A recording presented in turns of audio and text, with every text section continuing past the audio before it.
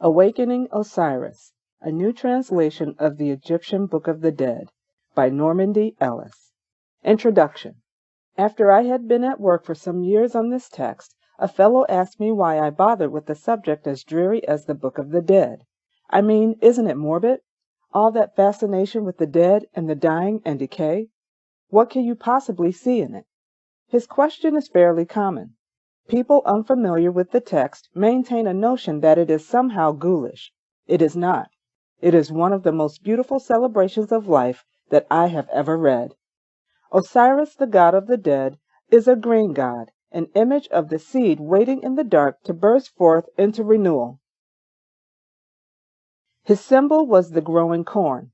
His death and rebirth illuminated the path from darkness to light, from unconsciousness to enlightenment. In that light, I called this book Awakening Osiris, for I thought of it as a call to consciousness and spiritual awakening. We are all Osirises. The Book of the Dead is a misnomer applied by historians to a text which the ancient Egyptians referred to as the Book of Coming Forth by Day. I much prefer the Egyptian title as it seems best to represent what the book implies. No definitive version of the Book of the Dead exists. Rather, it is a compilation of funerary texts and religious hymns written by priests and copied by scribes during a period spanning approximately 3000 BC to 300 AD. In it are included versions of several other texts, which are detailed below. The pyramid texts, the most ancient body of literature known, were inscribed on the walls of pyramids and pharaonic tombs during the 5th and 6th dynasties of the Old Kingdom, 2464 to 2355 BC. They were supplications to the gods that a man might achieve unity with the deities in heaven.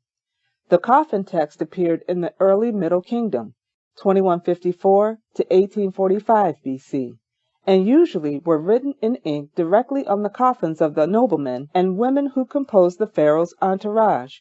These spells, as historians have called them, though the Egyptians called them chapters, were intended to assure a man's unity with the gods by preventing the ravages of the body in the netherworld. Other chapters in the Book of the Dead owe their origin to such works as the Book of What is in Tuat, the netherworld, the Book of Gates, the Book of Transformations, the Litany of the Sun, and various other hymns to the gods and goddesses. The order of the chapters was diverse. In fact, the literature was in no manner a book, as we perceive it with a beginning, middle, and end. It was instead a compilation of chapters, each chapter unique unto itself, and sometimes peculiar to the requirements of the pharaoh for whom it was written. The Book of the Dead went through various revisions, additions, and deletions in its history according to whatever theological doctrine was current to a particular region at that particular time. The priests of Amun, for example, assumed for their god the characteristics of Ra. By the Sate Recension, 300 BC, Osiris himself had over 150 forms, characteristics of other deities which he had assumed. The evil power of darkness, Set himself, possessed many names and many other entities of darkness, and destruction followed in his train. These subtle changes in theocracy took place at the time of priests' instigations in an effort to prevent a community from taking issue with a change in worship. Religious history is full of similar incorporations, such as the Hebrew practice of circumcision learned from the ancient Egyptians, or the Christian celebration of Christ's birth as coincidental with the ancient celebration of the solstice. Any drastic changes in the theocracy would have created upheaval. For example, when Akhenaten insisted on the divinity of one god, he overthrew all at once the local gods. His heretical beliefs won him no favors with either his subjects or the priests. After his reign, the ancient Egyptians effaced his name from the monuments, a powerful form of ancient curse, and they immediately returned to their worship of the beatific multitudes. It is evident, then, that after 4,000 years of development and change, the authorship of the Book of the Dead cannot be ascribed to one particular individual. In fact, it cannot be ascribed to any individuals. The scribes, for the most part, simply copied what the priest instructed them to copy. Who these scribes and priests were is lost to history. Ownership of the words was theologically impossible anyway, as the texts were divinely inspired. Certain chapters of the work are said to have been written by Thoth himself with his own fingers. To Thoth, Lord of divine speech, Lord of Ma'at or truth, and Lord of divine books, was attributed the authorship of 42 sacred texts collectively entitled the Books of Thoth. These dealt with sacred laws, astronomy, medicine, the history of the world, and the work of priests. Some historians, such as H. Bruce, believe that the original inscriptions of some of these chapters appear on the walls of the Temple of Horus at Edfu, but the claim is unsubstantiated and probably will remain so. The Greeks identified Thoth with Hermes, and he may have been the thrice greatest Hermes of which the mystics speak. The contents of the text were, so we are told, not tampered with by the scribes, although the priests and pharaohs made revisions and personal supplications. By and large, the hieroglyphs which we associate with the ancient Egyptians were the holy writings of the priests used during the Old Kingdom. Only priests were literate then, but by the Middle Kingdom, the business community and the scribes began to write in the cursive form of hieroglyphs called hieratics, which in the later dynasties was transmuted into the language of Demotics. By the end of the New Kingdom, the use of hieroglyphs disappeared, for even the priests no longer knew the original meaning of the glyphs. During the switch from hieroglyphs to hieratics, the alphabet lost its graphic or symbolic appeal. It was not necessary, for example, to illustrate the work of the pyramid text as the hieroglyphics themselves were pictorial. It was necessary, however, to illustrate a papyrus written in hieratic as, by that time, the characters had become more or less abstractions implying sounds only. And since the common man could not read, he needed a picture to guide him in understanding the implications of each chapter. By the end of the Middle Kingdom, the scribes who worked on the text were many, and the papyrus scrolls were often mass-produced for the common people. One scribe may have worked only on illustrating the text with vignettes before he passed along the text to the next scribe, who inscribed the hieroglyphs for a particular chapter. As a result, the writing in the text is often cramped, occasionally illegible, or sometimes contains blank areas where too much space was left by the illustrator. In addition, blank spaces were left in the text where the name of a man could be inserted after the papyrus was purchased. This mass production resulted in several mistakes in various texts, but the circumstances of production make these understandable.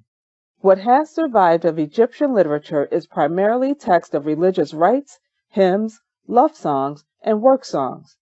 Some notable exceptions include The Tale of Two Brothers and a wonderful dialogue between a man weary of life and his soul, which was beautifully translated by Beaker Reed as The Rebel in the Soul. Little poetry or fiction, as we tend to think of it, has survived. Although rhyme was not a consideration, certain poetic elements appear as repetition, alliteration, assonance, allusion, imagery, and parallel structure. These were enhanced by a strong meter and rhythm in the work.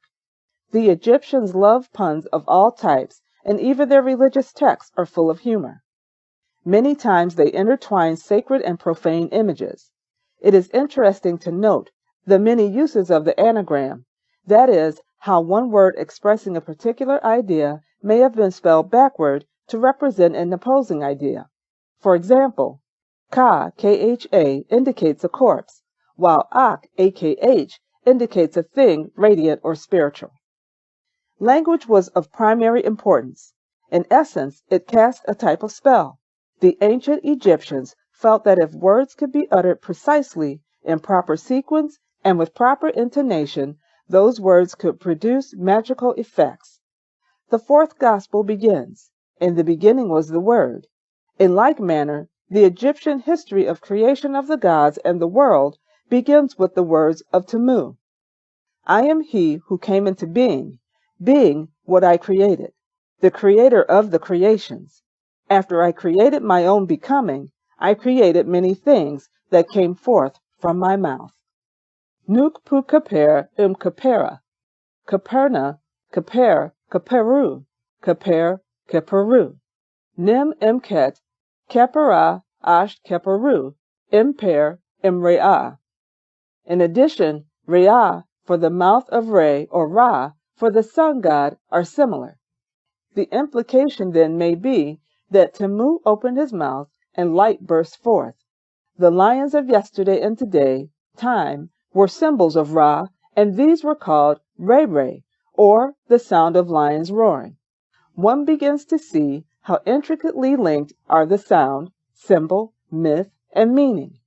Language then resonates on and on in an intricate spiral of meanings, one word or association leading to the next. What is most unfortunate is that we are uncertain as to exactly how the language was pronounced. The hieroglyphs were an alphabet of consonants, homophones, and ideograms. The vowel sounds, or those breathy vocalizations, were sacred and therefore unwritten or secret. As a result, the pronunciation of the text, and in Egyptian terms its precise meaning, is lost to us now. An abundance of gods and goddesses appear in the text. Some are mentioned briefly and others are mentioned over and over again. Oftentimes the minor names represent local deities incorporated into the greater gods and goddesses. Still, there seems to have been a time early in the development of the religion where the gods were one. The text often refers to one god, sometimes Temu, sometimes Ptah, sometimes Ra, depending on the interpretations of the priests that have been passed down to us. This one God was the creator of himself and all things therein. His name is secret and hidden. All the other gods and goddesses issue forth from him. One might think, then, of the other multitudes as aspects of the one God. The Egyptian word which we have translated as God is neter, as in the netter world. But the word God, though common to us, seems imprecise when applied to Egyptian religion. Neter refers primarily to a spiritual essence or principle. Our word nature may derive from it through the Latin. The multitudes of netters, then, represent the multitudinous natures of Supreme Being.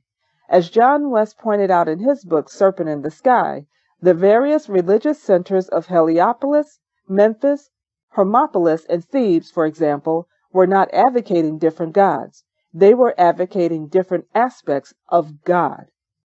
From the mouth of one supreme God came what is known as the Great Ennead, or the 9 gods, or netters, of the One.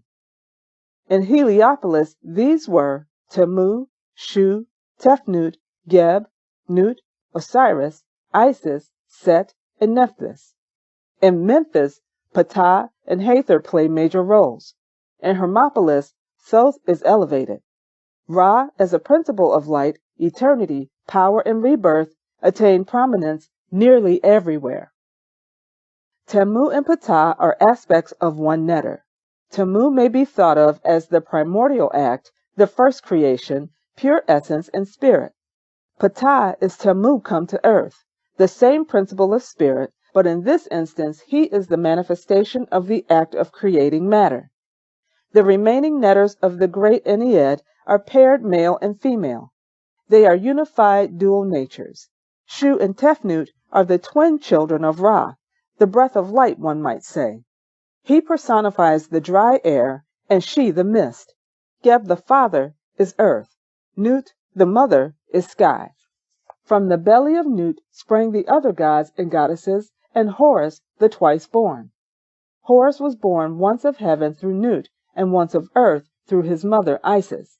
He represents both the divine and mortal aspects of man, and his presence in the Book of the Dead is always as that of the great spiritual warrior. As the avenger of his father's death, he best represents the strength of the individual in his necessary battle against the power of darkness. Osiris and Isis represent the dawning of the world of men. All the descendants of the world are children of their son Horus. My chapters, The History of Creation and the Dual, explain these myths in more detail. For a more in-depth look at all the gods and goddesses, I recommend E. A. Wallace Budge's 2-volume set, The Gods of the Egyptians. Suffice it to say here that Osiris was murdered and hacked into 14 pieces by his envious brother Set. According to Plutarch, Isis, the wife of Osiris, gathered the severed parts of her husband to facilitate his unification in the afterlife. Osiris became neither a god of heaven nor of earth, but a god of the nebulous world between. His importance in the Book of the Dead as judge in the netherworld is primary. All those who died after him called themselves an Osiris, for they wanted to be like him, a god who rose from death. Osiris is the principle of regeneration, as Set is the principle of destruction. In psychological terms, Osiris represents the recollecting of the diverse aspects of oneself in a unified whole. As Horus embodies the masculine energy of the spiritual warrior, Hathor embodies the feminine beauty of nature. She is the jubilant celebration of life with feast and song, love and dance. Isis serves as an example of the nurturing aspect of wife and mother, as well as the emblem of magical wisdom. Her sister Nephthys represents sorrow, but also intuition. In researching this text, I perceived certain etymological resonances which indicated, to me at least, that the ancient Egyptian culture and language are not as obscure as we moderns tend to believe. For example, I found common roots between the Egyptian language and certain words in the English language which are derived from Latin and Greek. As an example, I offer the following connections between Egyptian and English. Armen, arm. Heku, magic utterance, hex. Neb, spiraling force of the universe, nebulous. Satis, goddess of the flood, or meaning enough, satisfy. Aor, magic light, aura. According to Egyptian theology, the structure of a man is not limited to only his mortal shell and spiritual self, but is a complex and interconnected structure where his physical body, spiritual body, mental and emotional states play one off the other. His physical body, the corpse, or that which corrupts after death, is the Khat. It is easy enough to define. Where trouble often arises is in defining the various spiritual aspects which are loosely attributed to what we think of as the soul. The Sekhem, as I believe, the form that a spiritual being assumes. It exists in heaven and is more or less that power which a man possesses to assume incarnation. In addition, a man's Ren, or his name, is powerful and holy. To blot a man's name from history, to forget him, was to effectively destroy him.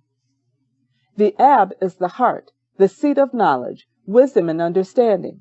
It is the link between the physical body and the spiritual body. In contrast, the Khu has been called a man's divine intelligence and is described as that which is radiant or shining. Ab represents what a man may come to know of the world and himself in silent meditation. Khu represents more or less the inspiration, the message of the gods. E. A. Wallace Budge describes the Ka as the ethereal double, but the term has lacked a more definitive translation for many years and is often confused with the other spiritual aspects of man. Ka has at times been thought of as one's higher self, the astral body. The Ba was loosely defined as the soul of a man, or that which was noble and sublime. Isha Schwaller de Lubitz explains these two aspects in this way. In relation to the Ka, which is personal to a man, the Ba is universal. The Ka, on the other hand, is creative and gives rise to other essences, while the Ba is fixed. One of the main symbols of the spiritual journey is the road bordered by flowers, which represents the way of the heart. This is the road which dead men walk into heaven. It is the road by which a man walks during self-transformation. It may be equivalent to the Buddhist notion of the Tao. For further clarification of Egyptian spirituality, I recommend reading John West's Serpent in the Sky and several books by R. A. Schwaller de Lubitz and his wife Isha, including Opening of the Way, Symbol and the Symbolic, Nature Word, and the Temple in Man. I have mentioned various aspects of the Egyptian culture in the Book of the Dead to serve as an introduction to the text I offer here. I am neither an historian nor a theologian. As my friend the Kabbalist Samuel Epvital told me once, I am not simply a human being. I am a human becoming. The work which follows has been for me a process of transformation. I offer it as a record of my own study of the text and illumination by it. I have tried to remain true to the intent of the original, to illuminate the insights which the hieroglyphs offered, and to revive the sense of literature and song which seemed to me to have been lost in any strictly literal translation. I hesitate to even call this a translation. It is a meditation. Certainly the writing of it was a transformation. I encourage anyone interested in the subject to read the work in the original if possible, along with a good, strict translation. I relied on the Budge version of the Papyrus of Ani. As he says, it is one of the most complete texts of the Book of the Dead, but the implication is, of course, that even the papyrus is not complete. As I read, I found references to chapters which should have been included, but were not. I included them, therefore, using the Egyptian language of myth and the English words of the imagination. I inserted a few I thought should be there. For those interested in comparing my versions with the hieroglyphs, I've included a concordance at the end of this introduction. I took Pound at his word and tried to make it new. I wanted to once again offer it up as a celebration of the beauty and terror of life, the awe of awakening unto a new day, or perhaps a new self. The wisdom of the ancients seemed eternal, yet we are all men effecting our changes. The work of a lifetime in the process of returning to light and life. So it seemed right to blow a little dust off the old Egyptian book and let it shine anew in a more modern era. I'd like to extend my thanks to the many kind souls who've helped me in the writing of this work, especially to Randy Scroth, for his attention to the details and nuances of the text, and for his emotional support, and Elena, my daughter, for teaching me the things I'd forgotten. I'd also like to thank Sidney Goldfarb for suggesting the project in the first place, Robert Kelly for listening, Donald Hughes for championing me, Robert Steiner for his comments, Wendell Berry and Richard Taylor for inspiring me, Tom Frick and David Fiddler for encouraging me, Jesse Page for asking the right questions, and not least my parents for proofing, cooking, cleaning, watching my child, and holding back the flood while I finished this work. Normandy Ellis.